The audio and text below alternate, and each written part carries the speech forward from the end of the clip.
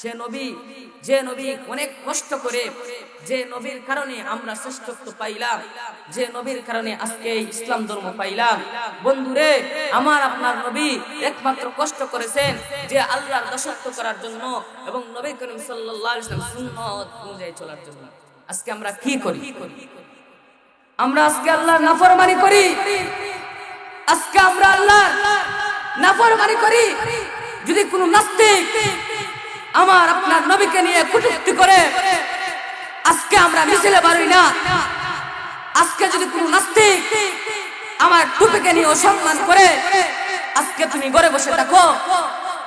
এ মুসলমান, এ মুসলমানের সন্তান, যার কারণে তুমি এই পৃথিবীতে আসতে পারছো, যার কারণে তুমি এই সুন্দর পৃথিবী দেখতে পারছো, আজকে সেই নবীকে নিয়ে মানুষ কটূক্তি করে, নাস্তিক কটূক্তি করে, সেই নবীকে নিয়ে, তার টুপিকে নিয়ে কটূক্তি করে, তার পাঞ্জাবিকে নিয়ে কটূক্তি করে, নবীজির সুন্নতকে নিয়ে কটূক্তি করে, নবীজিকে নিয়ে ব্যঙ্গ করে।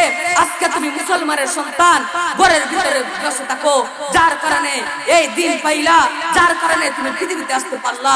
ও মুসলমানের সন্তান, ও আমার বাবা, ও আমার মা, আজকে নবীজিকে নিয়ে কটূক্তি করে আজকে আমাদের সন্তানদেরকে মিছিল মিটিংয়ে দেই না, আজকে আমাদের সন্তানদেরকে প্রতিবাদ করার জন্য দেই না।